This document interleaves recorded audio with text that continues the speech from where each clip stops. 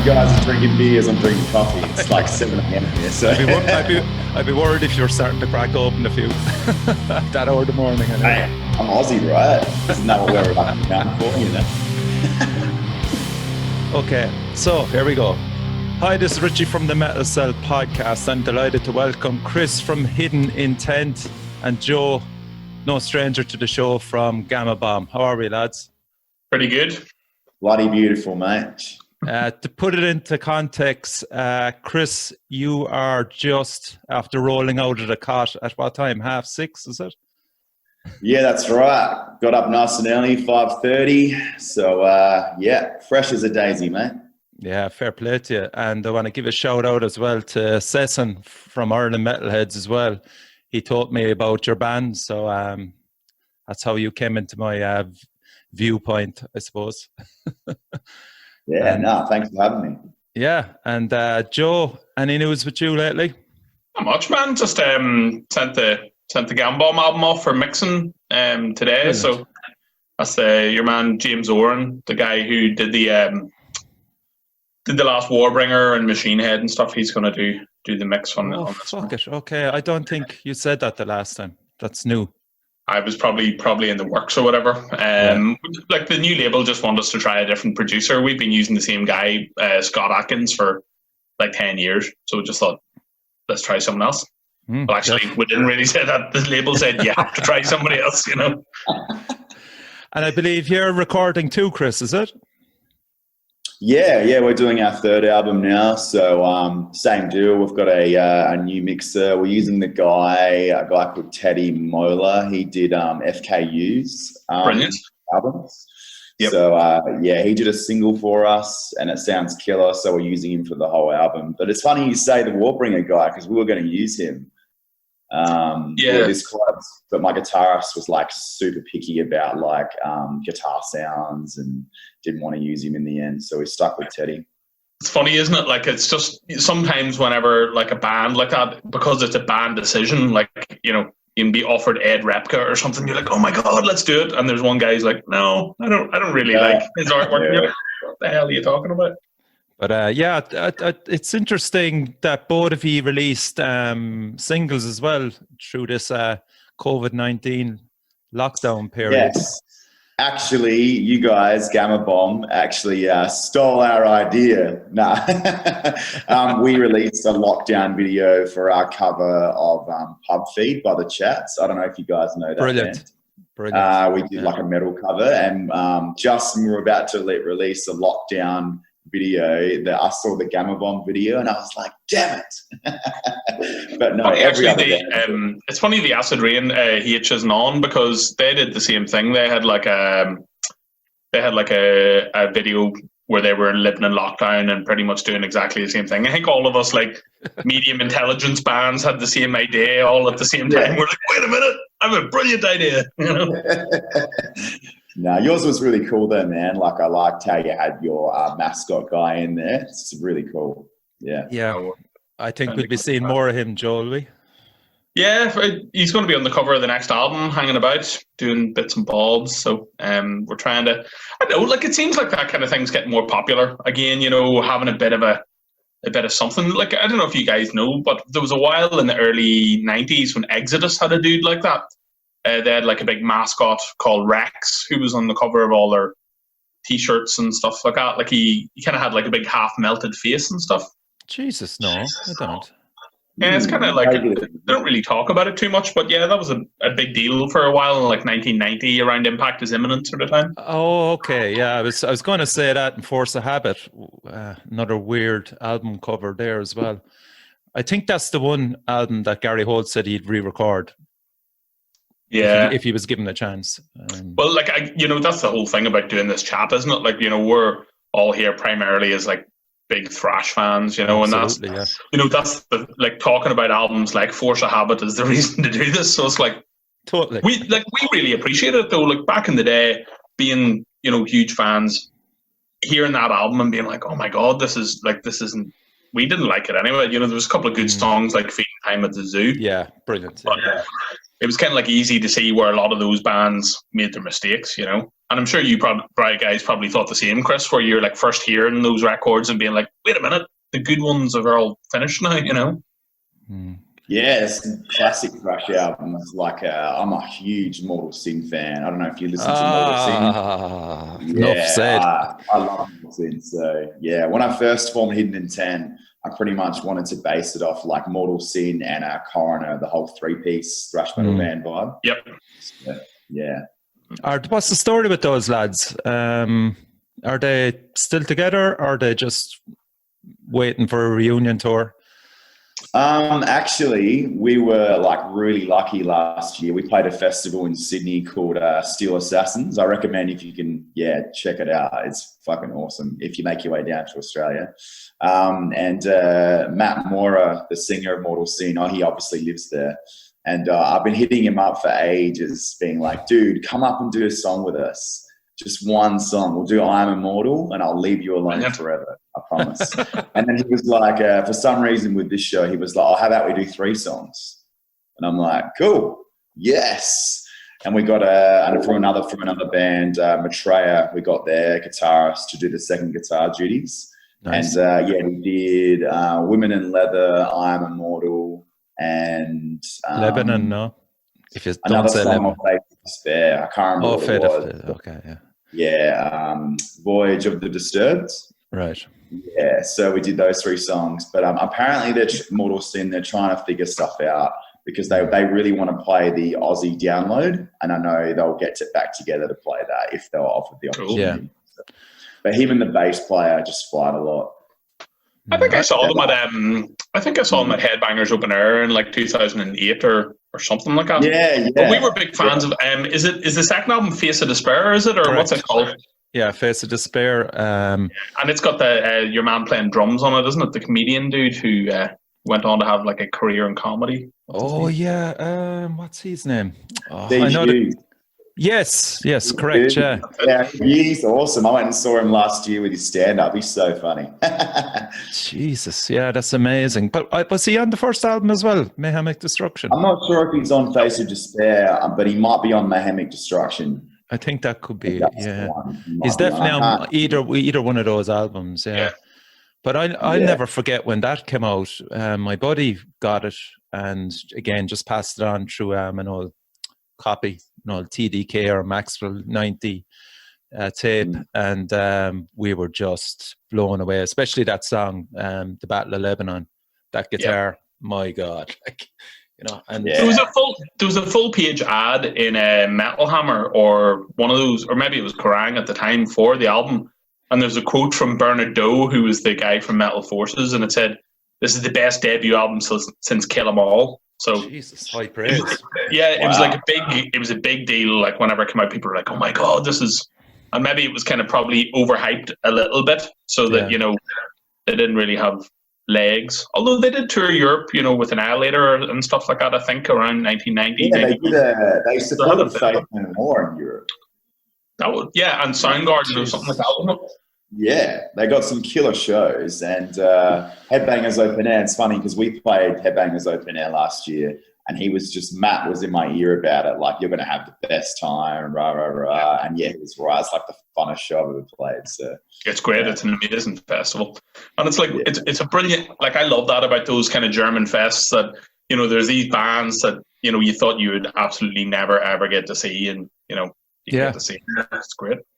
Yeah, especially, bands from South America, even Australia, other bands. Do you know the lads from New Zealand as well? What are they called again? Alien Weaponry? Alien Weaponry, yeah. Yeah, we've supported them last year in Adelaide. My girlfriend's a Matt. She's half Kiwi, so she's like a massive fan of them. I'm not heaps into them. I think they're good at what they do. Potential. But, they're certainly not thrashed. I don't know why people keep saying Maori thrash. They're like Soulfly to me. But we supported them last year, and that was right before they were about to support Slayer in Europe. Oh, wow. And I was so jealous. I'm like, dude, what the fuck? Yeah, I mean, like, what crowds are they pulling, Chris? What kind of crowds are they pulling? It was pretty good. Like I'm from Adelaide, which is like a smaller version of Melbourne, a little brother to Melbourne. They pulled on a Thursday night about 200 heads, 200 payers, which is pretty good for a Thursday night. You know, you probably only get, if it was a Saturday, you might have got 300, 350. So that's great.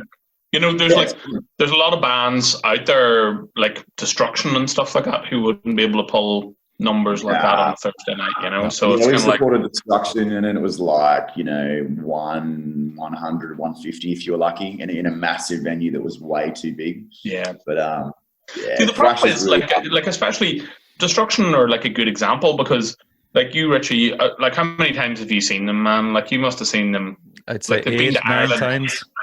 Like they've been to Ireland so many times. It's like, you know, even if you're a hardcore fan, you've totally been there, done that, you know. I think did it get interesting again when they turned into a 4-piece there? No more than Sodom as well. They turned into a 4-piece, and we went, "Oh, we have to see him as a 4-piece." You're always hoping that they'll revisit some of the older stuff as a 4-piece, you know. Yeah, Pink Panther theme and In the Mood and stuff. Sang it back to him one stage while they were in the kind of changing room. They got a great kick out of that. 2 of us singing along to that, humming it in a cappella. Oh, lads, such fanboys.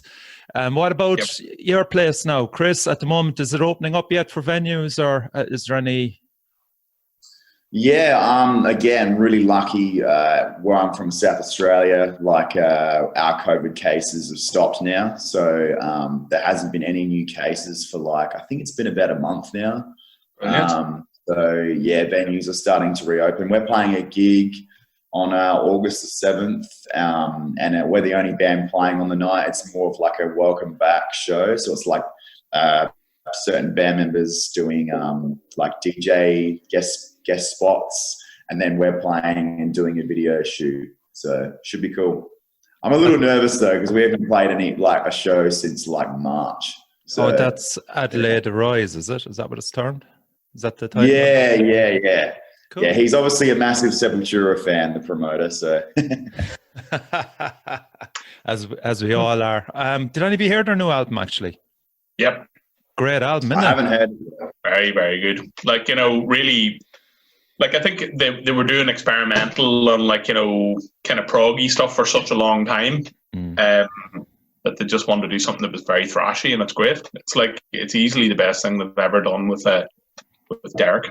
I think so too. Jesus, yeah. I was wondering, would you give it that praise? Yeah, I literally said the same to a few mates. It's one of their best ones yet. Yeah, it's a strange album as well, isn't it? We toured with Soulfly and toured with Sepultura, you know, and Sepultura were way, way, way better, you know, just in terms of the amount that they were putting into the show and stuff.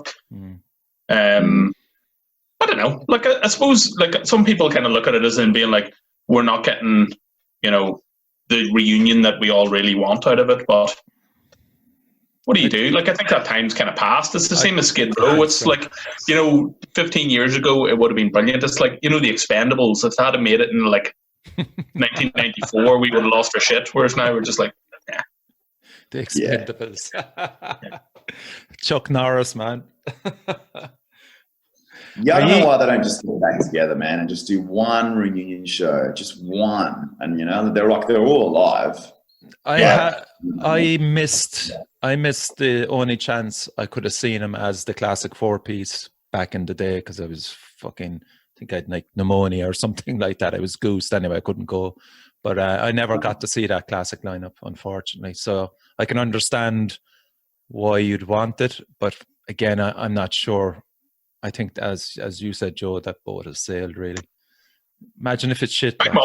My mum says the same story about the Beatles all the time. She's always talking about, you know, being 14 and her mum not letting her go and see the Beatles. So I think it's just every generation has a story like that where they're like, oh man, I've missed that gig, you know. You saw the classic lineup, Joe, did you? No? Yeah, Jesus, that's 3 of us then. I thought maybe you might have. Because they did the Cavalera Conspiracy Arise, didn't they? Or was it, which one? Yeah. They played that for like basically the Cavalera brothers have went out and done a few of those albums and stuff. But again, that's the kind of thing, is that like like Max used to be a really insane guitar player, you know, and now like he doesn't really play the guitar at all. No. So like it's a different kind of representation of those albums. So if you listen to Beneath the Remains, their live version of it, it doesn't really sound. You know, And have you got any idea why he doesn't play the guitar anymore? Lazy, that's why. Yeah. Lazy, dude. I would say that all day fucking long. But I was just seeing if Joe was going to be politically correct, because you know there could be points where when we were growing up, there was like a joke which was like, how do you hide a £20 note from Max Cavalera? Put it under a bar of soap. No, like we've had like very brief talks to Max, and he was cool, but his entire entourage and everyone in the Soulfly crew were all dicks, and they went out of their way to kind of make doing the gigs difficult, you know. And there was some of the gigs we did where it was like us, Exodus, Overkill, and then Soulfly headline, and they tried to make life for Overkill and Exodus difficult as well. So wow, some bands are just arseholes and some aren't. And like I said, I'm not leveling that against Max. Like anytime I said hello to him, he was okay, but his wife and everyone else was a bit of a dickhead, you know. Yeah. And they have, what's the guitarist with him? Mark Rislow, he's some guitarist, lads, isn't he? He's so good. He makes up for Max's playing for sure. Yeah, it's double duty there, isn't he? He should just play two guitars at the same time. He could probably do it, you know. Are you a fan, Joe? I honestly don't know any. Like, I probably heard the first Soulfly album in like the late 90s, but I wouldn't know anything else, or even any of the Cavalera. Oh, okay. Right.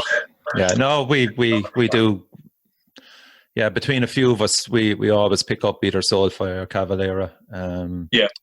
Well, a lot of people tell me that there's some brilliant. It's not like even like it's kind of maybe near like exploited version of thrash. It's kind of like a punky thrash stuff that they've been doing, but I don't know, man. You're busy listening to different sorts of music. I think you need to get that sort of thing young enough to want to give it a crack. Yeah, I thought the last one for the Cavalera, what was it, Beneath the Rise, when they were doing the Beneath the Remains tour. They did one in Australia, and I thought Max Cavalera, that's the best I've seen him play. He was actually playing guitar, and it was actually really good. And can't put it past him. I thought it was actually a really good performance. You've got an interesting gig coming up in February next year, Chris. DRI and Hyrax. Yeah, I'm super pumped about that. If Australia will allow bands from the US, we'll see. But we're supposed to support Sacred Reich and Violence this month actually, but that's been postponed again. So I hope it goes ahead because I love DRI and Hyrax. We're trying to do the whole tour, not just Adelaide, but we'll see how that goes. How difficult? Yeah, how difficult is it to get on the likes of these gigs? Is there much competition out there for you as in the thrash scene itself in Australia? In Adelaide, where we're from, we're lucky because we're currently we're the only real thrash band. Okay. There's a couple of others, but they're not as active. Whereas if we were in Melbourne, we wouldn't get any supports because you've got Harlot, you've got Analysis Wake, you've got Desecrator, you're up against the big guns, you know. So being from a small town sometimes has its advantages, you know, for sure. So, but getting national support is really hard because the promoters rely a lot on local support selling tickets in each town. Okay, yeah, makes sense. They don't want to do national supports because obviously our following in Sydney isn't going to be the same as a local band in Sydney. So, can you sympathise with that, Joe? I think that for sure, especially somewhere like Australia, I think that just even the cost of getting between the gigs, you know, if you're going to do the major cities in Ireland or England, like when we did the first tour supporting Exodus, we got the bus between all the gigs, you know, like the mega bus or whatever. But you can't really do that in Australia, you know, you'd be in the bus for hours and hours. So, but I think there's definitely a lot to be said for. Again, whenever we did that Sepultura tour, we were getting paid 50 quid a night because, you know, Sepultura were like, you should just be happy to be doing the gig, you know. So, I think that's the case a lot of the time. They're just like, it's a good idea to get locals, and if you're going to get bands, get buy-on bands, you know. So yeah, speaking of bands, you supported one of my favorite bands of all time, Dark Angel. Or did both of you actually? Did you? No, Yeah, we both did. I wish I had. I wish. I'm going to nerd out asking Chris how awesome they were. Let's go. I had the pleasure of driving Mr. Gene Hoagland as well. It was so cool. Because the promoter for that tour, he does all the thrash tours in Australia, and he's a good mate of mine. He does our merch as well. So he prints our merch and puts on tours, and I help him with like roadie work. I've drove around Graham Bonnet, and when we picked up Dark Angel, Gene Hoagland went straight into my van, and I was like, oh my God. And my dog, because we had 3 vehicles, my girlfriend drove my car with my little French bulldog, and he just to take the promoter and his wife so we could have more room in the vans. And Gene went straight up to my dog and started patting it. And I was like, I wish I got a photo of that, of him just like casually patting my dog, and put it on social media. It would have been the fucking best thing ever. But I stupidly was just like, what the fuck is happening right now? What kind of crowds do they get? Like, because I guess they were doing a headlining tour in Oz, right? Yeah, Dark Angel. It was just a headliner tour, just them on their own with local supports in each city. Oh, and they had King Parrot support them as well for just the East Coast, I believe.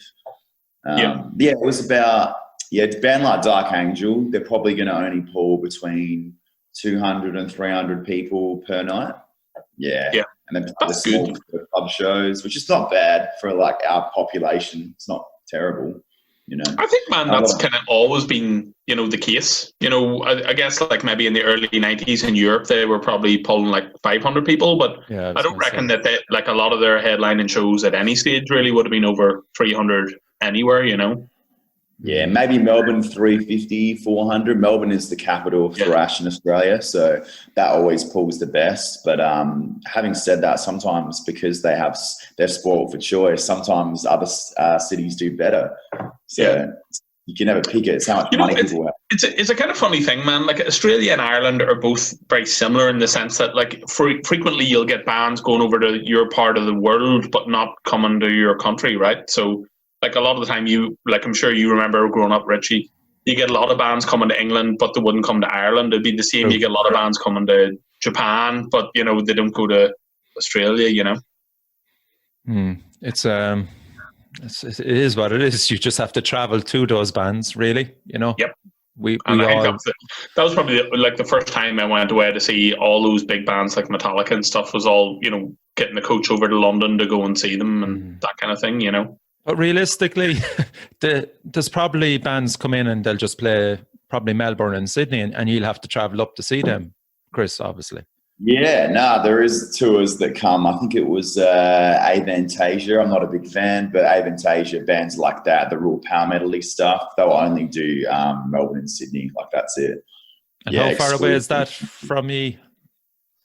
Or for me to get to Melbourne is an 8-hour drive, so it's basically a day at work. It's not too bad. But then Sydney's a big drive. That's like 14 to 16 hours. Yeah, might as well be in England.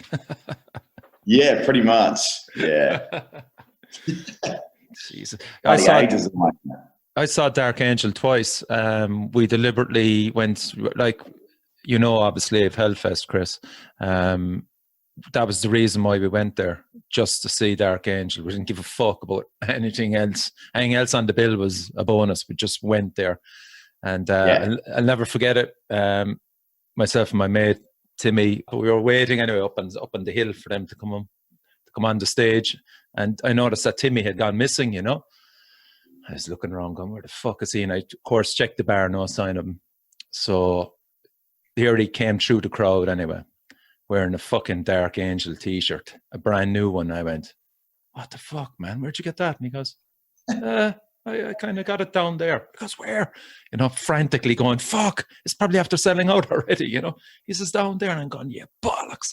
Legged it down straight away up to frantically looking for the t-shirt, amongst probably 80 or 90 different you know, T-shirts of bands that were playing, and eventually found it. And it was just a special one that they made. Just it had the Dark Angel logo, the blue, white, and red for France, and then the thing on the back, collector's item.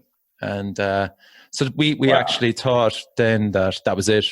You know, they were finished in Europe, and then they played Lords of the Lord. Yeah, and they played like somewhere up in Glasgow, in Scotland, Lords of the whatever fest. Like, yeah, I didn't get to see that. Lords somehow I missed them. I've never seen them, man, and like they're one of the bands that I would love to see. But like again, like to be honest, I see when they announced the reunion, they kind of announced it with Don Dottie, and I was like, oh my god. And then it was like Ron Reinhardt, and like I guess like a lot of people, you know, Ron Reinhardt is the singer of the band, but I obviously nerded out immediately. It's like, oh, I'd love to see them with Don Dottie, you know, that would be cool. Ron Reinhardt probably more so for me. I know Don Dottie, a lot of lads like him as well, you know, but Ron would be the main man for me because Leave Scars is just unbelievable album. Yeah, he's got such a cool voice, you know. But yeah, I got to drive to the airport. Yeah, there's probably a few bands, lads, that you haven't seen. What would be your top 4 or 5 that you haven't seen? Let you go first there, Chris, while I try and think of them. I'd love to see a band called Anachrosis. I'll get the ball going there. You've heard of Anachrosis, yeah? No, never heard of them. Ooh, there's one for you now. Anachrosis, Suffering Hour, their debut album. Incredible. Ken Nardi from America. It's Pink Floyd ish with trash. It's unreal. Suffering Hour, yeah. So that's one for me there. Hey, I'd like to see Gamma Bomb, man. I've seen Lich King. We've toured with Lich King everywhere, and cool. I know Gamma Bomb, Lich King. That's kind of similar. I love the smaller, more underground thrash bands. Personally, I love to do, but they're so hard to get to Australia. Like so hard to. I know it's very difficult to do that. So yeah, to see that. I'd love to see. Oh man, you put me on the spot now. It's funny when you've been put on the spot, you don't know. You know what I mean? It's like, and after this, I'll be like, oh, there's like fucking a whole list. Evil. I'd love to see Evil. Yeah, I've seen them. Yeah, they hit Cork. No, I saw them in Dublin actually. I can't remember who. I think Onslaught were with them as well. Onslaught, I'm a huge Onslaught fan, and then they're putting out a new track this Friday, and I can't wait because the last track was unbelievable, so bloody good. Yeah, but man, they got rid of Cy Keeler, the singer, man. Like the new guy's pretty fucking good, man. I'm gonna give him credit. He is fucking smashing it, and I think it'll for sure sound like very, you know, like aggressive, and I think that's the thing that they want to do is like have a super kind of in your face aggressive like sort of thing. Like I'm such an oldie guy about Onslaught. I probably didn't really enjoy any of the albums that they did since they got back together. But like I love the band, and like they're a great band.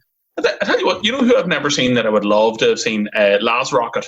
They're one of those guys. I'd love to see Living Death. Oh yeah, that's a good one. Yeah, Living Death. I don't know, like literally, man. See through going to all those kind of like headbangers things. I think I've like seen most of the bands I'd like to see. You know, I see. I can't fucking remember because you just get shit faced, unfortunately. Yep. you have the ticket stub and you're going, I can't fucking remember. I was there. Yeah, I was there, but another band I'd love to see as well. And Joe, you know, Evil Dead.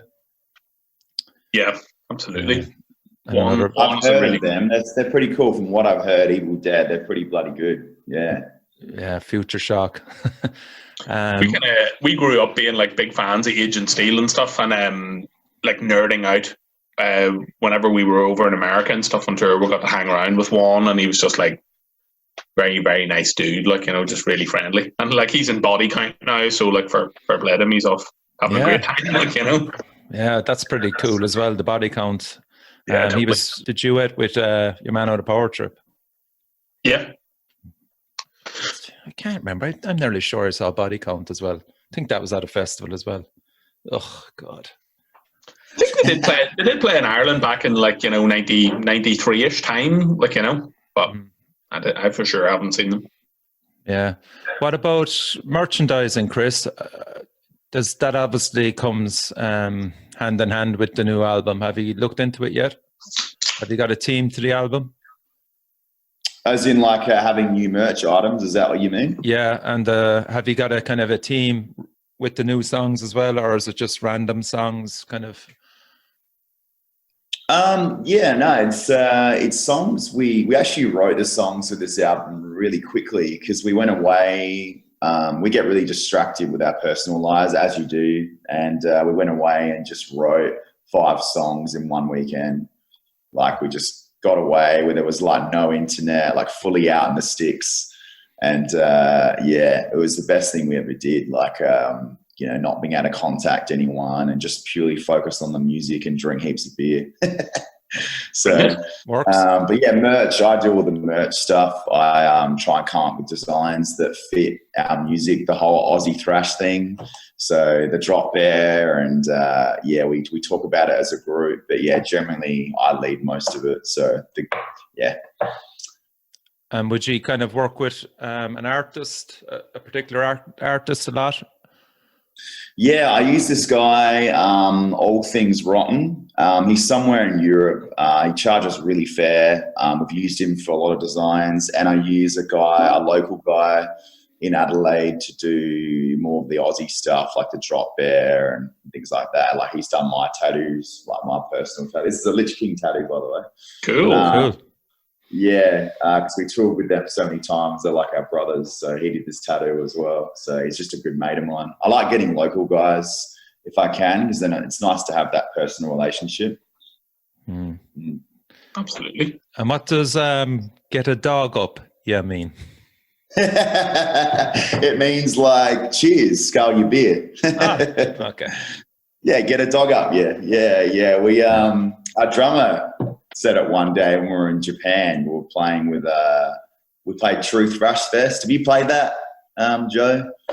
Yep, I think so. Yeah, I thought you did. Yeah, we were hanging out there, and Paul, our drummer, started saying, and I'm like, what does that mean? Because he's from the country, our drummer. He's like super Australian. And yeah, get a dog up. Yeah, I'm like, fuck. And now we start saying it. It's become like our catchphrase. It's really weird. Yeah. Is that the? Yeah, you could put it up. You could put it on a T-shirt, man. Yeah, it is. We'll have that soon, actually, on the back. Yeah. But do you have a catchphrase, Joe? Or? What's up?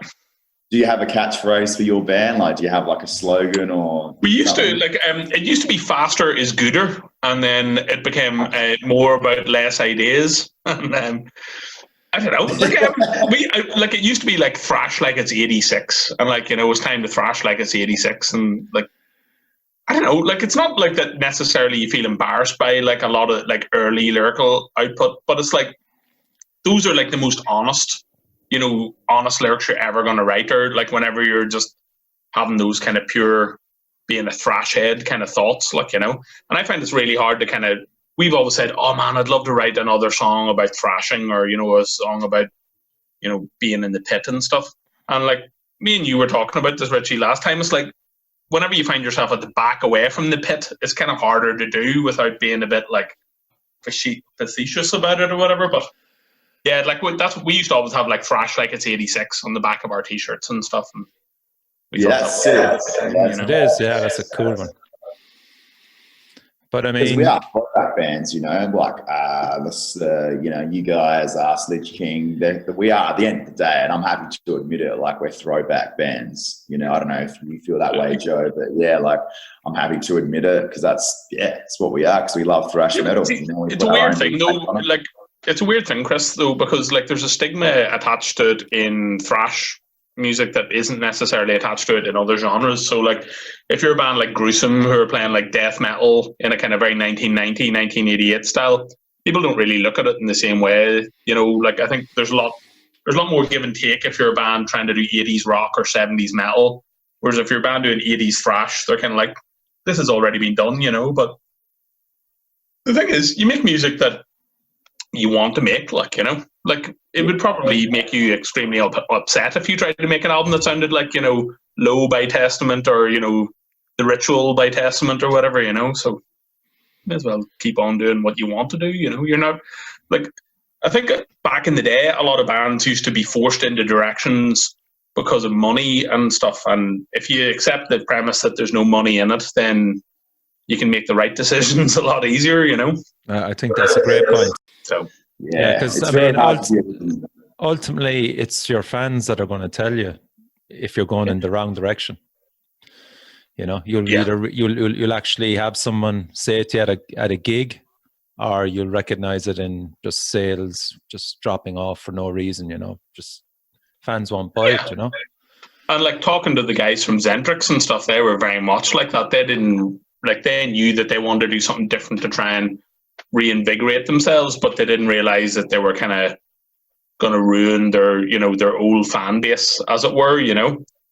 With doing something like that. So I don't know. It's a kind of tough one. Like I think as long as you're artistically happy with what you're doing, you know, then why should you stop? And like in a very anthropod way, we've always said we want to be like a thrash metal AC/DC and bring out, you know, albums that are similar quality instead of, you know, like, you know, here's the wild card album, you know, the Force of Habit kind of album. Which you haven't done yet. Yet. Were you always comfortable as a three-piece, Chris? Have you played around with the second guitarist syndrome? No, like when I met our guitarist Phil, he was in like a hard rock kind of Van Halen kind of style band, and they were a one guitar band as well. And when we talked about maybe getting a second guitarist, he was like, nah, I'm not really down for that. So I just put heaps of distortion on my bass. So it's kind of like the three-piece Coroner thing, but more Motorhead style, like in terms of the bass having lots of distortion, particularly live, because I've got to fill out that low end. So I don't know. We've just always looked at another member as like another opinion, another plane ticket, another seat in the car we don't have. I don't know. And it's just like the three of us already are so hot-headed. I think if we had another guy in there, it would like be cool for ideas. But I think in retrospect, I think it would cause more damage than good. You know, harm than good. I think though you guys, because you have a great guitar player, you know, whenever you have one brilliant dude, it's easier to do the three-piece, you know? And I think that's why like Sodom worked with like Frank Blackfire, or, you know, Destruction with Mike, because he was good enough to kind of carry the whole show kind of like that. So like for sure you see a lot of thrash bands where they have two guitar players because, you know, they really need two guitar players to kind of do one guitar player's work, you know? Yeah, I mean, we're doing a cover of on our new album, keep this on the hush now, of Slayer Altar of Sacrifice, because we play that every gig, you know. We've been playing it for ages, and Phil does all the solos in it, you know. Cool. And he's really good at, like, you know, getting into Hanneman mode and getting into Kerry King mode, and just, he's so good at complementing both guitar playing styles, you know. Right on. As bass players, what kind of gear do you use, lads? Have you changed much over the years? I'm using a Fender for this album, and it was like a fucking total pain in the ass, man. Like I've been using like Charvels for years and years and years, and I got so used to playing them.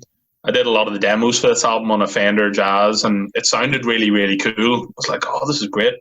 But whenever it came down to the, you know, recording of the album, it was just like so hard to kind of play. The neck was a lot more difficult, so like I'm glad I used it. It's got a really cool tone, but I'm certainly going to be going back to Charvel Town.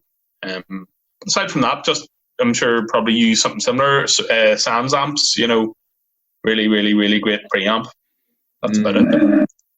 I'm very lazy. Yeah, I used to use a Charvel actually. On the Addicted to Thrash single, I used a Charvel, but I just found it just didn't have that clank that I really like.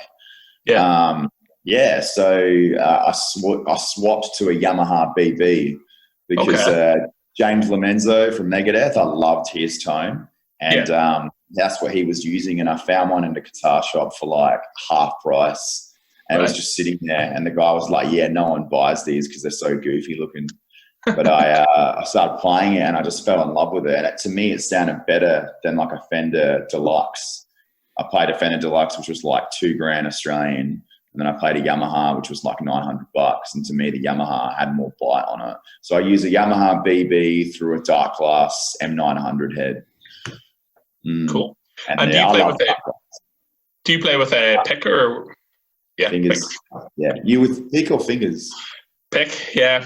I'm still trying to learn Billy Sheehan's kind of 16th. It's too hard to do. You need to be a Scientologist to know how to do that. Hey, I love Dave Ellison and Lemmy. They're like two of my favorite players. So nothing wrong with the pick. My drummer wants me to use a pick, but I'm just like, no. I'm too Cliff Burton, you know what I mean? Nah, you don't need to, man. You know, it's like, I think once you have that, like two of the best bass players ever, as you said, Cliff Burton and Frank Bello in thrash, you know, playing with their fingers, and it sounded amazing, you know. So there's certainly no reason to play with a pick if you don't like doing it, or if you don't want. I'd love to play it more with my fingers and gambon, but like it's just because it's all so fast, and we got used to doing it that way. So, you know.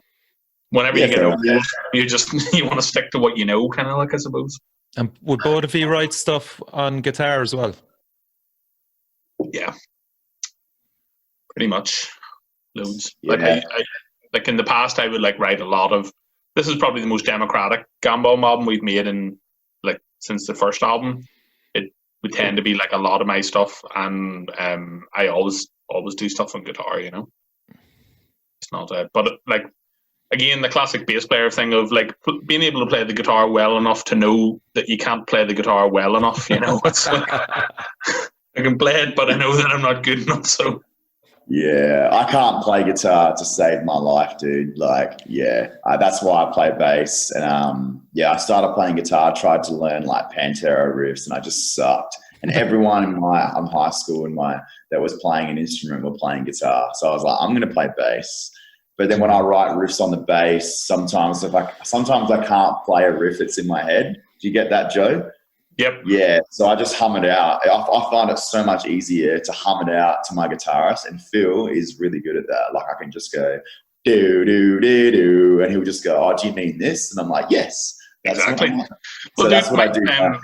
Michael Jackson and Madonna, neither of them ever played like any instruments, and they used to just walk around with dictaphones and then just tell people how to play it, and there's no difference between going do do do do and playing it on a bass. So it doesn't make any difference. It's like it's still the same idea, you know. But is that enough to get a writer's credit on an album? Well, it's all melody, isn't it? You know. Yeah, it is melody. I mean, like Addicted to Thrash, I always say that I wrote the middle part, but I literally just hummed it to Phil and he played it. But I mean, he's happy to say that I wrote it, so I don't know. Yeah, I often wondered about that. You know, I play bass myself, and I love it. Just love the sound out of it.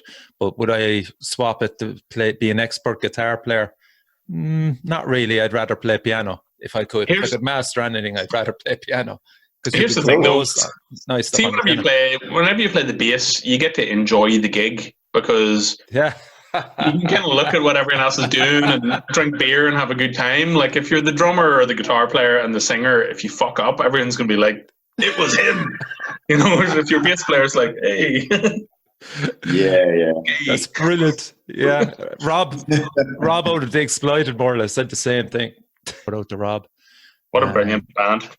Great band. Yeah. So he's a massive music fan. I think the lads are pretty straightforward into their punk, but Rob likes stone or sludge, you know, anything, dance, whatever. He was working the boards as well in Edinburgh as well, doing sound and stuff. So talented bloke. But it's interesting for a guy that we'll say isn't too gone on punk, but is in The Exploited. Have you come across lads? They're not actually big time into thrash metal as such, but yet they're in a thrash band. Have you ever come across dudes like that? Guys like Alex from Bonded by Blood and stuff. Like now he loves Exodus and stuff, but like he was like a guitar player first and foremost and super into the shred and, you know, worked at Guitar Center and like Ibanez, just dropping off free Ibanezes at his house all the time, you know. And like then he'd be like his second love was playing yo-yo and like doing yo-yo competitions and shit. So I think like the more muso-y you get, like the more you'll meet people like that, you know. Like all Drake is someone who's like a big massive muso, but also kind of like, you know, is a big Sepultura fan or an Annihilator fan and stuff. So sometimes you get people whenever they get so into music and music theory that they kind of just float off into Frank Zappa world, you know, never to return. What about you, Chris? Would you understand that kind of thing, that sometimes lads are in bands and they're actually not even into the music, they're just there for the crack? Yeah, I mean, like the first thing I thought of was our drummer. I mean, he's such a great player. And when on the first album, we had a guy that was more of a Black Sabbath kind of drummer. He loved thrash, but I could tell that it wasn't his strongest point. I could just see him as more of a stoner rock kind of guy. And coincidentally, he plays in like a punk band now. Speaking of punk. But yeah, the guy we've got now, we've had for like 5 years. When he tried out for us, I said to him, like, dude, why do you want to be with us for? Like you're so good. You should be playing. He tried out for like a Aussie band called Alarum. I don't know if you know them. They're like a progressive kind of necrophagist kind of style band, and he can play that kind of stuff.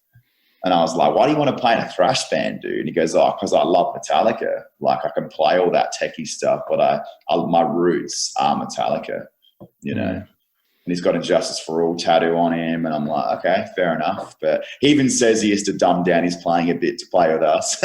Brilliant.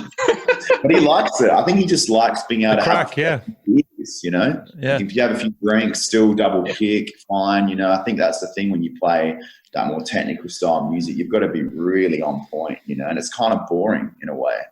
There's a band from Australia called Cauldron that we used to play with occasionally when we were on Eric, and they were like a kind of like, I guess, like sort of anvil-ish sort of band, you know, Canadian 3-piece rock, like, you know, and they were a really good band, but their drummer was in like some really big, like, I remember talking to him and he's like, oh yeah, we're doing some gigs supporting like David Bowie, or it was somewhere where you're like, holy shit. I think it was like Crystal Castles. He was in this other massive band, but he just said, you know, I'll just like playing rock music. So this is my side gig. You know, this is what he does in his downtime.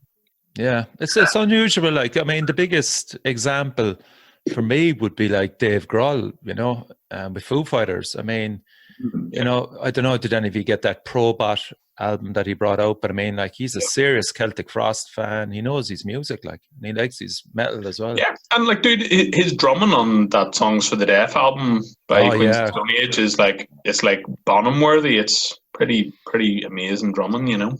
No bother to the lad. Yeah, my girlfriend hates Dave Grohl. Don't even mention it to her. She's like, oh, Dave Grohl. And we have this argument every time. Like, he's an amazing musician. And she goes, yeah, he's only famous because he was in Nirvana. And I'm like, no, I still think Foo Fighters would have been just successful.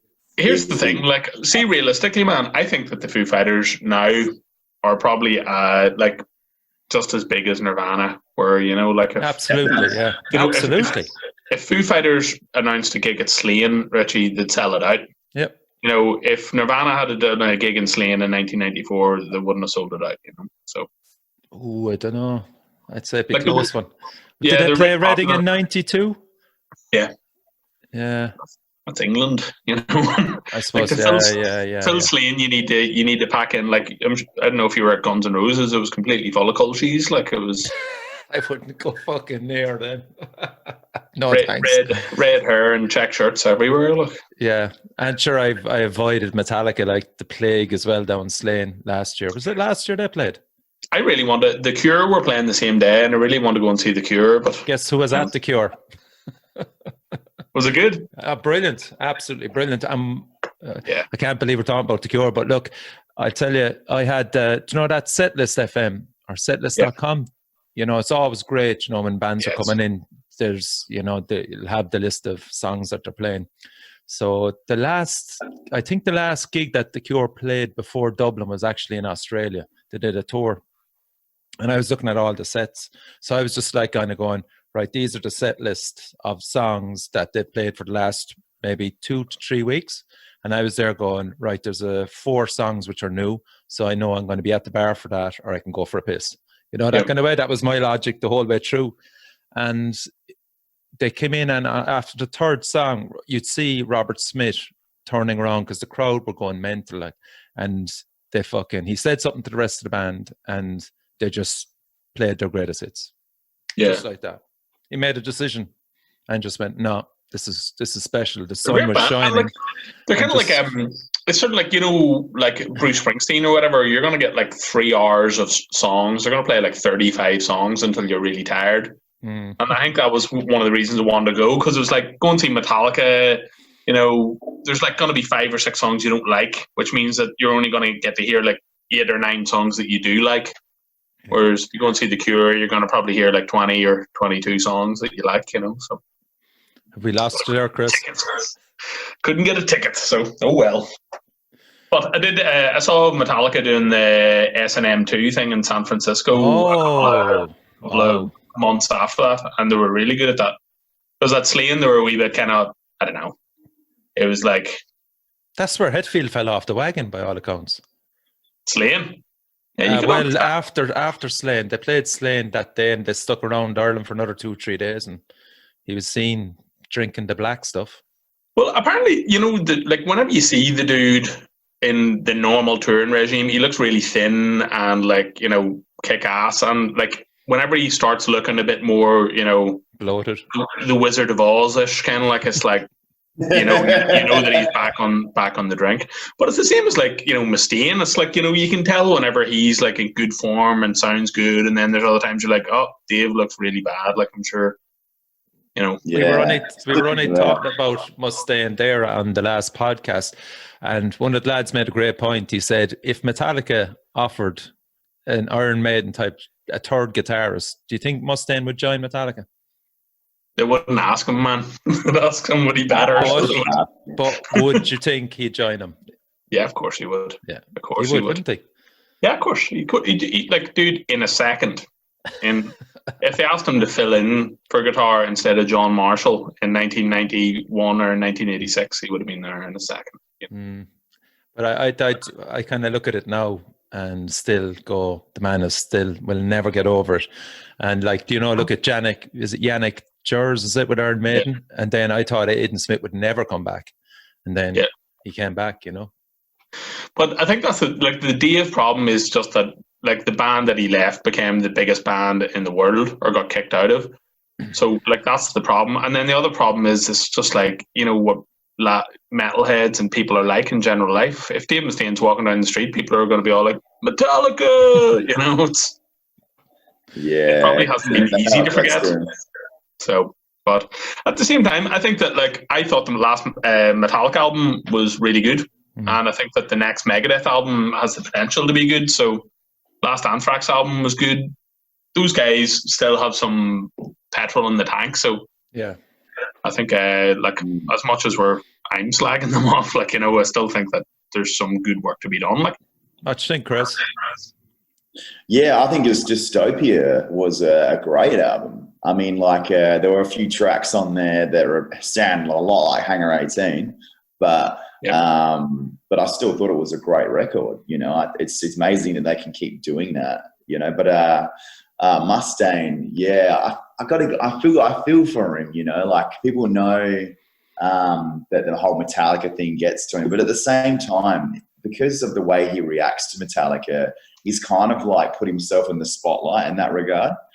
It's like, he's left himself wide open for all of that. So of course people are going to be like, Metallica, when they, you know what I mean? It's like, don't make it so obvious that affects you, you know? Yeah, be cool about it. And that's the thing, like, I'm sure, I don't know if you all agree, but like, for me, Megadeth are 10 times the band Metallica are. I love Megadeth. Like, I agree. If I had to pick, I would pick Megadeth, and I'm a huge Cliff Burton fan, but for me, I don't know, I just prefer Megadeth songs. I'm just a big Megadeth fan than Metallica. Yeah, you know? And like, for me, like, I think Master of Puppets is probably the best thrash album ever, and like, I'm a huge fan of Metallica, but I just think that, like, Dave had like an inbuilt ability to play weird progressive music, and like, he applied that to kind of metal very, very, very well.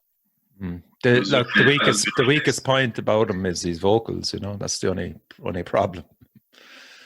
Having said that, man, now this is something I think is interesting. Like, we're covering on this gig coming up. We're finally going to cover Tornado of Souls, but I can only sing it in C tuning. Like, I've tried singing it in standard, and I just don't have the pipes for it. Like, my voice is naturally more of a Rob Flynn, Ice Earth, low thing. And man, and I've really thought about it. I'm like, that's why a lot of bands don't cover Megadeth, because it's fucking seriously hard to play and insanely hard to sing, because he's got such a distinct that's for sure the weird thing, because a lot of it is in standard tuning.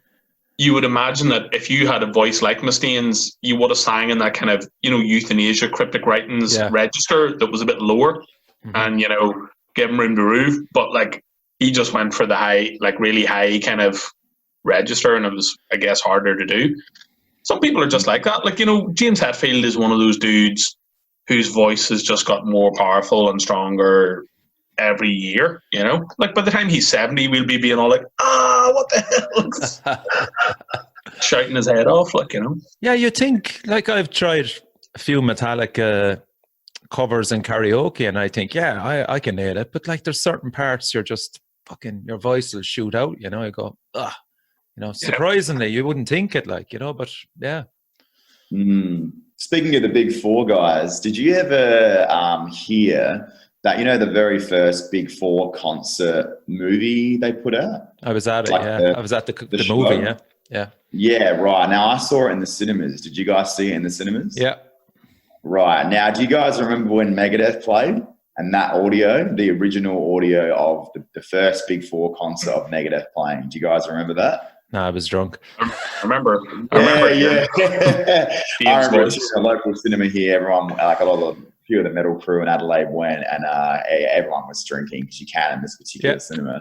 But when Megadeth played, man, I was like, I'm a huge Megadeth fan. I had to almost leave the room, because Mustaine's voice at that point was just so shot. Like, he sounded like someone first learning to sing, like just singing everything out of key.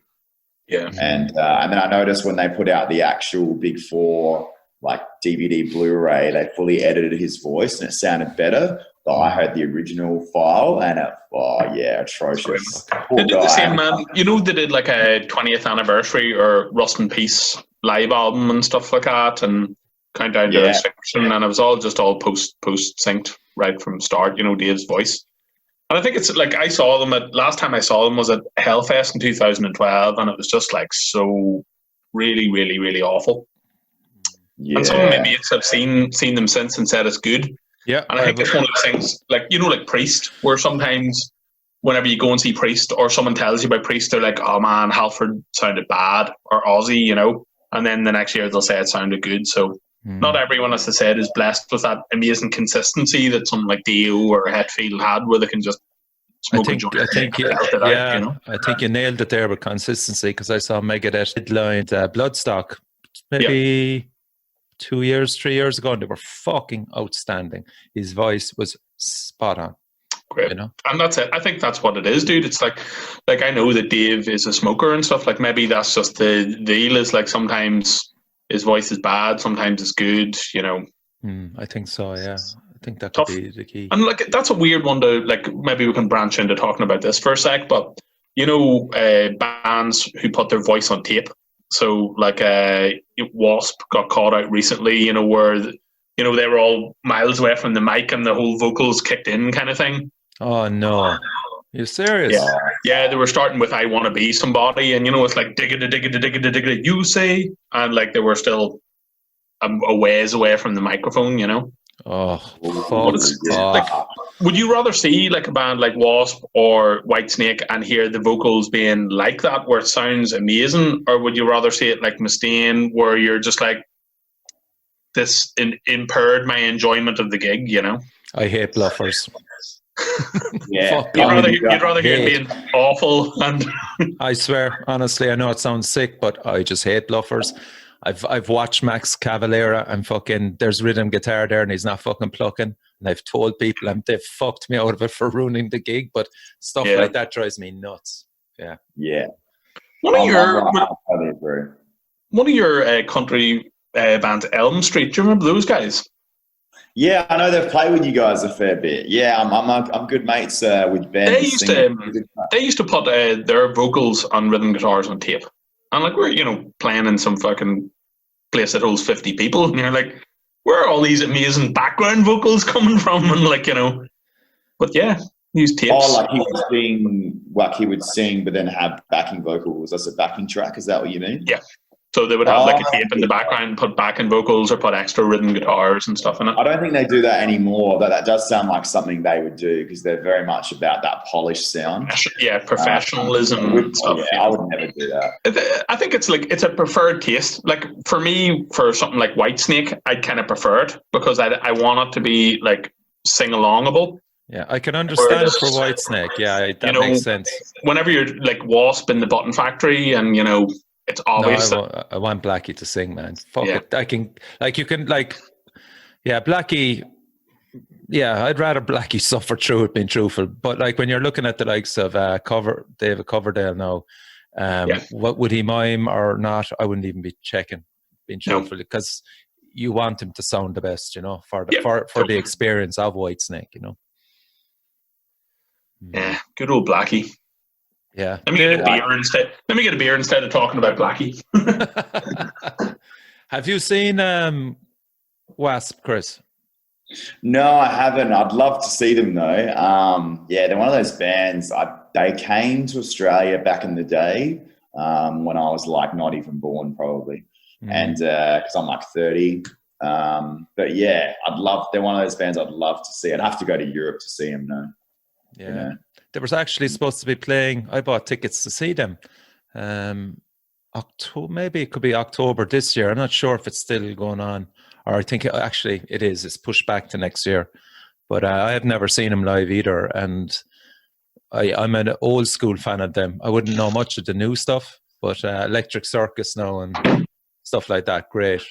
But I don't know. I just think that they'd still kind of bring the whole kind of showbiz side of stuff with him on stage. Have you seen him, Joe? Yeah, Wasp live. Oh yeah, many times, like many bad gigs and a couple of good gigs as well. So and that's it. Like sometimes Ireland gets lost in the shuffle. Maiden, they rescheduled and they just said we're not coming, we're not going to reschedule the Belfast gig. It's just off to Europe. But I would travel to go and see Maiden again. I saw them last year in San Francisco, and they were like totally amazing. Really, really, really, really good, Yeah, I was delighted Rammstein was cancelled because I couldn't go to it. I was supposed to be in holidays in Portugal, so I hope they'll come back. That was one of the best gigs I was ever at. In the fucking 10,000 gigs that I was ever at, Rammstein is number one. Amazingly enough. They're supposed to be very good. good. A great stage show, man. I love. I'm not a big Rammstein fan, but I appreciate the stage show. They put in a lot of effort into that stuff, and I remember seeing him at Big Day Out in Australia, and I was blown away just by all the stage. Like it's just this theatrical thing going on watching, and the music's average, but the whole package together, I can see how it works. Yeah, I'm not a big fan of either by any means. I had to go to see him live in the Tree Arena, which would hold probably 12,000 people. So, I mean, the flames and everything that was coming, Jesus Christ. I don't know how they got away with it in there. I don't think they'll ever be allowed back in there because it was just mayhem. That's the best way to describe it in there. It's fantastic. So, yeah. I'm not a fan. I'm not a fan of their music, even remotely, but I think that bands putting half of the budget into the stage show is to be recommended, and whenever they're charging $70 or $80 for a ticket, you can see that half of that money is going into pyro and things that are going to make it a better show. Whereas a lot of bands, like Metallica at Slain, it was £100, and it was exactly the same gig that was £40 4 years ago, Yeah. Yeah. So, what kind of stuff? Go on, Chris. Sorry, yeah. Oh, sorry, mate. No, no. Yeah, and I was going to say, did you guys see that thing? It was on Facebook recently of Rammstein. Like, it's a video of their pyrotechnics being set up. Oh, yeah, the slow motion thing. Yeah. Oh, that's so cool. And it tells you the budget. It was like a ridiculous amount of money. I think it was a show in Germany somewhere. Yeah. Yeah, and I forget I don't know if you remember the Football figures, stadium. Yeah, and like you can see the pack up, the pack down, and then the show is like this tiny part of the video. The whole video is basically everything getting set up and packed down, and then they play for like a portion of the clip. It's crazy. Yeah, time lapse video was brilliant. But I mean, yeah, I think I would enjoy everything apart from the music. And like I was talking to a mate of mine about it, and he's all like, "Oh man, you should really go." I was like, "Yeah, but like if the world's best fireworks display was going on up the road for like 20 quid, I probably wouldn't go, you know, because I'm not interested in the fireworks enough to want to go to it, you know." Yeah. Jesus. What was the other thing now? Oh yeah, what about you, Joe? Do you have much of stuff to bring on tour with you? As in, do you have a backdrop? Do you or lights? Yeah, like we're trying to figure all that, like, because we don't know when touring is going to happen again. You know, it's trying to figure all that stuff out. But yeah, like we're trying to make that bigger. So you know, we've got like a mascot and a backdrop, and you know, dummy Marshall cabs. Does that count as cheating or not? Or I don't know if it does. That's what, people want to see more Marshalls. So that sort of stuff. But like, yeah, we're just trying to.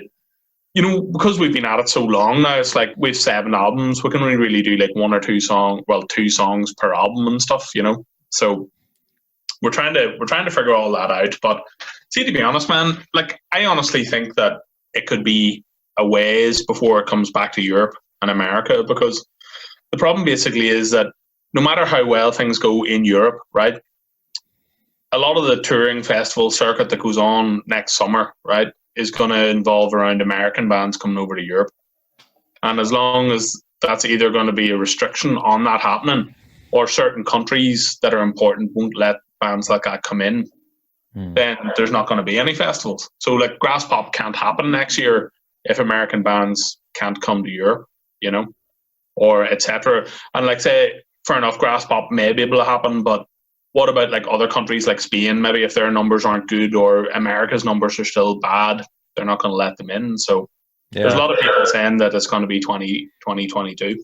Jesus, I hope not. So yeah, the Spanish one was Resurrection Fest. That's another big one. Yeah. So like that's just that's the short and the narrow of it. Is kind of like, as much as like it's brilliant, Chris, that you are able to, you know, start doing local shows and we'll start being able to do national shows, but I think it could be a while before you start seeing bands from America even being allowed to come back to Australia, you know, because if Australia have 0 cases and America have got 100,000 new cases a week, you know, how can you do it? Yeah, like, I mean, we're supposed to play with DRI and Hyrax, as we mentioned earlier, but I can't see that happening in February next year. That'll get postponed, which is a real shame. And we were supposed to, this year, we were supposed to play probably one of our biggest shows, and that was Full Terror Assault with Exodus in the States. Brilliant, in the States. Yeah, I was like really looking forward to it. We played it before with Lich King. We did the full Black Sabbath thing where we did the tour with Lich King. We did like 49 shows with them back in 2017. And that show, Full Terror Assault, Lich King was scheduled to play, but we applied too late and we didn't get a slot. But we just went with them to party with them because we had a day off. And I'm chatting to this bird, and she's like, "Oh yeah, you're traveling with Lich King, aren't you?" I'm like, "Yeah." And she's like, "Oh, where's your gear?" And I saw it's in that van just there, and I pointed to it. And she goes, "Oh, hang on 1 second, wait here." And I'm like, "Okay." I'm like in a Hawaiian shirt, drinking rum.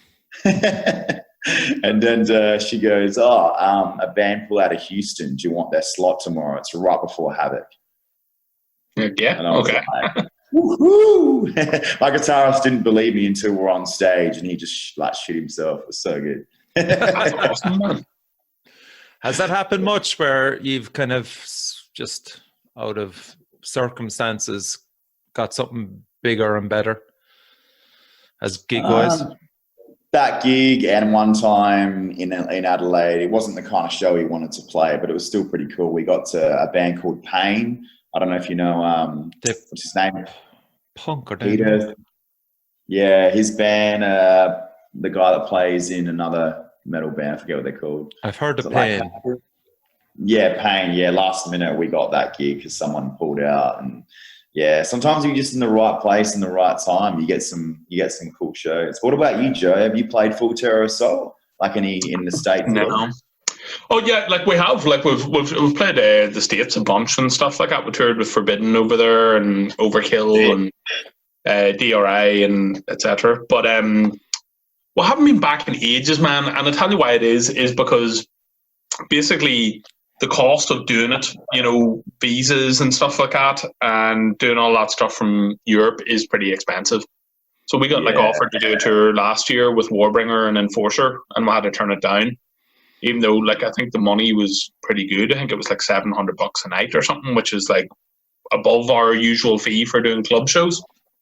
So, but yeah, we just couldn't do it. And it's one of those things that's, I guess, like the older you get, the more you kind of have to get used to, you know, where you're like, you know, real life has to come first in this case, you know, and there's a couple of guys in the band who've got kids and stuff. And, you know, I think all of our hard road was like about 10 years ago, you know, when we used to do like 150 shows a year and stuff. And I think we're in the kind of 90s of our career at the minute. So we're probably waiting for another 3 or 4 years until we become old enough to want to go on tour a lot, you know. Yeah. Can I ask though, it's a bit of a nosy question. Feel free to just turn this one down. But like, so when you guys get a tour internationally, although you get your show fee, are you still self-funding your flights or to get there? So basically the way, like specifically festivals and stuff like that, we will kind of just say, listen, you have to pay the flights and X and X and X, you know. So if the fee is going to be like €2,000 or €1,500, we would much rather that the festival provided all the flights and did all that kind of stuff and then give us a smaller fee. But we've done, like, you know, whenever you go away for long tours and stuff like that, usually you have to kind of sort that sort of stuff out yourself, you know. So but there's no easy way of doing it, man. Like, I guess it's the same, because we're saying there's no pot of gold at the end of the rainbow of it. It's trying to find that sweet spot between going and doing things that are brilliant for the band and then not doing things for the you know, longevity of the band, you know. So it's like some tours you can't do just to keep the band together because some guys in the band, you know, can't do it because of whatever reason. So how tempting would it be, like, to play different countries that you've never played before? You know, is there that side of it as well, that you kind of really want to get to, say, a particular country that you've never got to before? How do you kind of, I suppose, put the costs versus the sense of let's do it just to say that we've got there? You know, is there much? Yeah, you know, that side of it's tough. You know, we're like on country like 44 or something like that. So, and there's a lot of those places like South America or Australia or Japan. The further away a gig is, the less control you have over whether it's going to happen or not. So those are the ones that you really need to make sure that they have bought your flights to, you know, kind of do it. So you're better off having them pay your flights and then whatever. But yeah, there's loads of places that we'd love to go and play, and we do kind of prioritize that sort of stuff. So like, you know, we'll go and do South America rather than doing Europe, just because we want to go and hang about and see what that's like down there, you know, have an adventure. Yeah, I so want to play South America. That's like at the top of my list. We've done Europe, a couple of times, once with Lich King and once on our own. And we've done the States and Australia numerous times, New Zealand a couple of times, Southeast Asia, Japan, but I'd love to do South America next. And I'm happy, like, we're not, obviously Gamma Bomb, you're a much bigger band than what we are, you know, and we have to self-fund a lot of it, you know, but luckily now, like, our merch sales are doing quite well. The band really hasn't had to put any of our own personal money into it.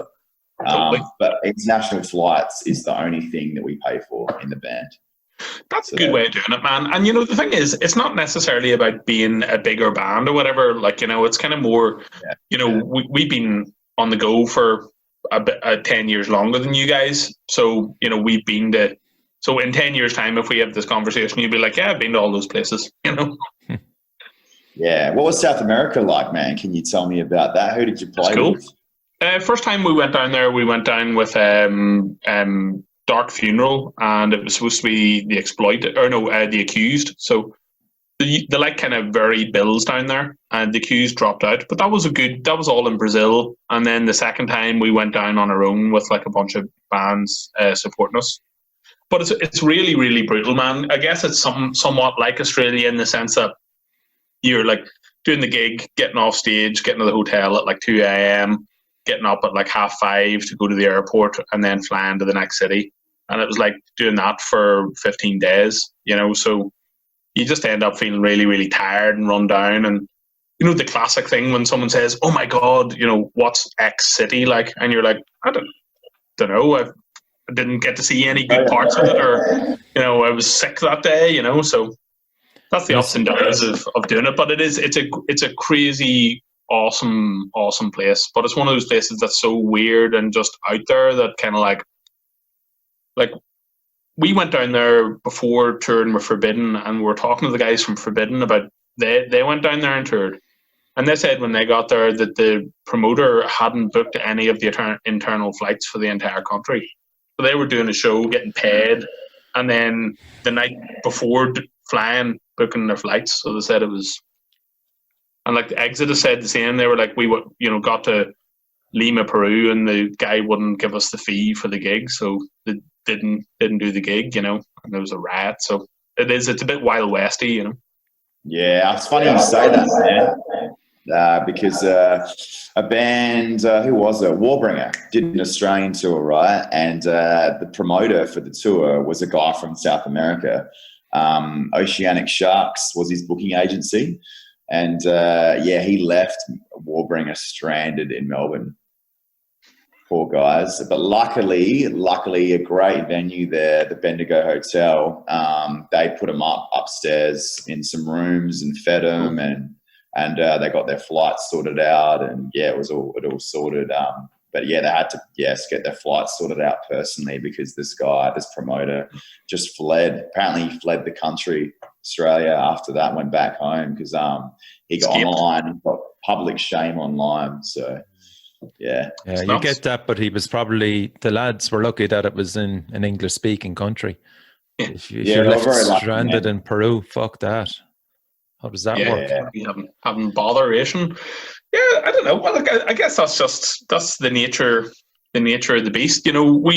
We have a big safety net in our band account for being stranded at the North Pole, kind of situations like that, because what do you do? Yeah, I mean, I'd say we're battling, like us being Irish, you were battling like insane temperatures out in Brazil as well, were you? The worst was for sure Ecuador. So it was. Played Ecuador as well, yeah. Cool. Yeah, and it was like before we did the gig, they said that Destruction had pulled out of the gig that they were supposed to do a couple hours before going on stage, because it's Ascension is the name of the city, and it's like so high altitude that the oxygen is incredibly, incredibly thin, and Mike couldn't breathe and stuff, and they just didn't do the show. But yeah, that was really difficult. You're just sitting being all yeah. Wow. Jesus. What about Mexico as well? That was probably the same. Well, not the same with the height wise, but I mean that must have been insane, the humidity as well there, was it? Yeah. It was, and we're going down the freeway in Mexico, both back tires in the van burst, and we sat on the side of the road for like 3 hours waiting for them to go and get new tires. And about 20 minutes into it, this really intense hailstorm shower just started and went on. So just lots of weird weather. We don't get any of this. Like, Chris, see, in Ireland, it's like. How would you even describe it? It's just like wet. It's very wet. It's very green for a reason, it just rains all the time. Yeah, I don't think many bands would have problems with members passing out with dehydration unless it's a very small venue with no aircon. Fred Zeppelin's in the old days, like. But I mean, what about you, Chris? There, I mean, Japan actually stands out there. What was that like culturally wise? Was it a big shock? Oh, we've done Asia before, and we did China right before, and Cool. yeah, Japan. They're just such lovely people, like so overly friendly. It's funny, when I was there, I was lining up to get some beer because we were hanging out with some of the Truth Fest crew, and they took us out one night, and they were like, "Oh, we'll go get some beers." I bought a couple of beers at a local sort of like kiosk kind of thing. And I was lining up, and everyone is just so polite and patient, man. And it makes me really wonder, like, wow, Australians are so rude.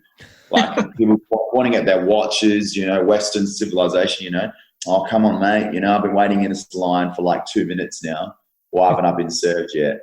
And people were like, fidgeting around. But in Japan, they're so friendly, so patient. Like when they serve you, you never get any bad customer service. Like, it's just, mind-boggling. I don't know if you experienced that, Joe, but yeah. Yeah, no, they're super friendly. Like, my bass didn't arrive off the plane, and there was like, when I got off the plane, there was someone there to apologise about that, and they're like, "We're going to send it to your hotel." If that happened anywhere else in the world, they'd just be like, "I don't know what's happened to your bass. Like, I guess you'll find out. Yeah, you'll find out down the line." Last year, I bloody got off in Sweden. And I was at the airport, all the guys got their gear, and my Yamaha bass just didn't arrive. And I was like, what the fuck? We're supposed to be playing in a few days. And they couldn't locate this bass. And luckily, the band I played with on the first night, Chainsaw, a Swedish thrash band, they were like, "Oh, dude, look, I've got this Dave Ellison signature bass. Just use it for the tour, and then give it to your driver at the end of your tour because he's Swedish and he can take it back." Amazing. I was like, thank you. So, yeah, I got to do that. But then, they tried to send the bass back to, because every time I do a tour, I try and do 2 or 3 weeks off afterwards. And they tried to send it to Malta because that's my background. I'm Maltese. Cool. And they tried to send the bass there. I'm like, I don't want it now. The tour's done. Send it back to Australia. I don't want to carry around. Have you been to Malta before, Chris? Yeah, I have. I went after the European tour last year. I got to meet all my cousins, and it was really weird. Actually. I know a great Irish guy out there who puts on shows. So I'll send you the details next time you're in Europe. I guarantee that they'd be very, very happy to have you over there, and it's a brilliant, brilliant gig. Like, This is Jim you're on about, Joe. Yeah, it is indeed Jim. Yeah, Jim the man. Jim the gent. Cool. Have you played Malta before? Like, has Gamma Bomb played there? Yeah. Or? Yeah. Really? How was it? It was brilliant. It was amazing. Like, I've been there a couple of times just as a tourist and stuff. And like, they just organised one show, and they got like some support bands, one from Sicily, one from Malta and stuff. And it was brilliant. There was like 300 people there, and like cool. Better than we've had in some European cities. You're like, man, this is great. So I would definitely recommend. Obviously, you have Maltese heritage. You should for sure go and hit Jim up. He's sound. He's a lovely guy. He'd probably be watching this, actually. Chris, I had him on the show. I can't remember which podcast it was, but yeah, he goes into detail about the Maltese scene out there. Cool. And he's a top dude, isn't he, Joe? Yeah, and it's so weird, isn't it? Like, we're talking about island culture again, like, Malta, Ireland, Australia. It's like, everything requires extra effort to go and make it happen, kind of thing. Like, but yeah. I think that's a kind of good thing. Like, you probably agree with this, Chris, that you probably, without naming names, there's probably been some thrash bands who've had things kind of handed to them on a plate by either geographically being in a really good position, or it makes things a lot easier sometimes whenever you're where things are happening. Definitely, yeah, Joe. Like if we were a European band, if we were based in Europe, we could smash so many shows. Like, it's ridiculous. Like, the amount of festivals that I apply for, or shows that we get, but just don't line up with other shows. Yeah. Like the festival in this month we get accepted for, and then in that month, and I'm like, I can only pick one and then build shows around it. Like that's all I can do. If we were living in Europe, we could just boom, where we go. You know, like and that's where the thrash metal fans are. Would you say, Joe? Like, would that be where your biggest fan base is for thrash metal? Probably for us, it's like Spanish or Portuguese speaking countries. So like Spain, Portugal, South America, Mexico. It's weird, man. Germany is one of those countries where they love certain bands and they don't like certain bands, you know. And it's not that we're disliked in Germany. Like, we've had brilliant gigs and stuff, but I think they're a wee bit more serious about their music. Whereas like places that tend to be sunnier, they're on for having a little more fun with their music. So yeah, that's how we find it as punters. Like, we get on really great in the Netherlands and Belgium and France and stuff. Probably a bit less so in Germany and Poland and Italy, and then like really well in like sort of any of those sort of kind of countries. I guess you guys have probably found a similar thing. You know, there's some countries that they really dig the Australian thing, either they're into Australian thrash bands, or they like the kind of idea that, oh man, here's a band from some country that we don't usually, you know, see a band coming over from. So, but I don't know. Yeah, they love it in America. They love the whole talking about Crocodile Dundee and talking about, you know, Drop Bears. Like, that's funny. We wrote that song, Drop Bears Are Real. I don't know if you've heard that, guys, but yeah, like we actually wrote that because Lich King, the guitarist, Nick, he was like saying to Phil, like our guitarist, hey man, you could clear something up for me. A Drop Bears real, man?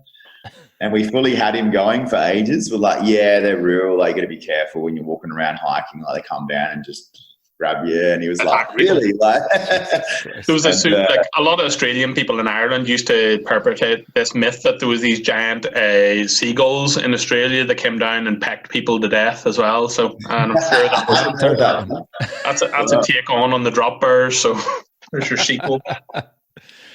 I think, Chris, as well, you're kind of, there's a bit of Teutonic trash going through your veins there as well in your sound. Have you played Germany much? Yeah, we played Headbangers Open Air last year, and we did a couple of German shows around it. But yeah, Germany's actually, I'm sure Joe will agree with this, Germany is just the hot spot for thrash metal in terms of like merch sales. You get well looked after. I'm a massive, personally, out of all the thrash bands in Germany, I'm a huge Exuma fan. I love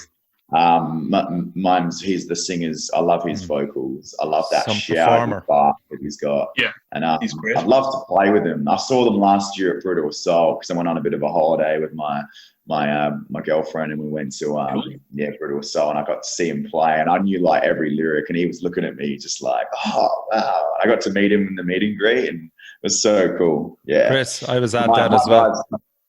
Yeah, all right. I was at that fucking gig, man. I met so many I met so many Aussies over that 3 or 4 days. Brutal Assault was amazing, yeah. You're probably the only one I didn't meet, put it that way. Yeah, actually, dude, if you guys look at the latest Sacred Reich video, I'm in it. There's a part where I'm in it. If you look at the latest clip, they're doing, it's like a live clip with studio audio on it. Okay. Sacred Reich, you can see my ugly mug come up. I go up to the camera and I'm like, yeah. So that was the first time I saw Exuma live, was at that Brutal Assault. Yeah. He gave it fucking, as we say it now, he gave it Holly, man. He was fantastic as a frontman. I think they're like a band who are a good example of someone who's kind of like, they're probably bigger now than they ever were in the 80s, are they? Like, you know, I don't remember Exuma being that well thought of when we were growing up, whereas now it kind of seems to be, it's like Razor, they're like now in vogue again or something like that, you know? Yeah. Yeah, they got a great reception, and they were probably one of the first bands on that day, Chris, weren't they? They were on very early. They were. They weren't as early as Dr. Living Dead, though. Bloody hell. The Toilets.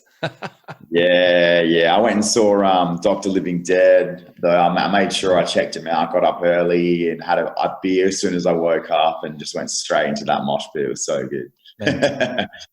Did you camp? Yeah, I did. And my girlfriend hated it. She's not into camping. And yeah, we had a few arguments about that, as you do when you travel. But she got over it pretty quick though, and she grew accustomed to it, I guess. Mm. Would you camp much, Joe? I'm just back from, I was up the Mourne Mountains camping all weekend. So, but yeah, at festivals and stuff, like I go to Glastonbury all the time, so I'm well used to the First World War conditions of camping. Like, you know, it's lots of mud and unpleasant taking a shit situations, you know. What do you do? I've stopped. I think the last time we camped was, actually I camped in Hellfest one year and it was fucking miserable. I got around 3 hours sleep. You know what you need, man? You know, horrendous. Honestly, the best thing you can get, see an inflatable mattress, dude. If you have one of those, you it's sleep the noise so though much. as well. It's the noise, yeah. You need to either be drunk enough or have earplugs, but that's the thing. Like, the older you get, you're just more like, man. The older you get, the crankier you get. Yeah, totally. Victor Meldrew. Yeah. So I'm going to leave you go, lads. Do you want to give a shout out to the fans that are listening to this, how they'll find your stuff, and have you any new stuff coming up promo wise that you want to? Let's go first there. Chivalry. Yeah, no, I want to shout out to, is his name Season or Saison? I can't say his name properly. Sesson. Shout outs to Sesson for hooking me up with the gig. Yeah, if you want to know more about Hidden Intent, check us out on Facebook or hiddenintentofficial.com. Get a dog up yet?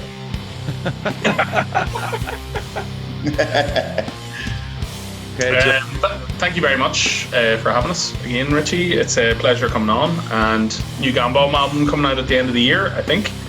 And gigs TBC, I guess. But yeah, excellent. Really, really nice to meet you, Chris. And I will for sure make sure to give H a shout next time. Will do, yeah. And hopefully your paths will cross on tour, lads, at some stage. Absolutely. Would absolutely love to do some gigs with Hidden Intent. So fingers crossed, whenever this whole thing blows over, we could do something. On that note, ages ago I asked your booking agent, is it Roman? Yeah, well, with a new guy at the minute or whatever, but you can just hit us up. Yeah, Roman. I had him up ages ago, and he was like, "Yeah, Game of Bomb. They've all got IT jobs now, and they're not touring at the moment." It's so hard, man. It is. It's just kind of like, it's difficult for the dudes at the minute, really, to justify going away for 2 weeks. You know, if you've got a good job, you're going to be losing money, and you're kind of like, you know, who's going to look after the kids, kind of stuff. So, as I said, we're just in that period at the minute between heavy touring. So, in a couple of years, I think we'll be back at it. We're going to definitely do a European tour next year with like probably Eccentrics and someone else, but until such time, it'll have to be online based buffoonery only. Nothing wrong with that, mate. Yeah. All right, lads. Thanks a million. You've been listening to Richie, the Metal Cell podcast. Thanks again to Chris and Joe. Respect, lads. Fair play. Take it easy, Richie.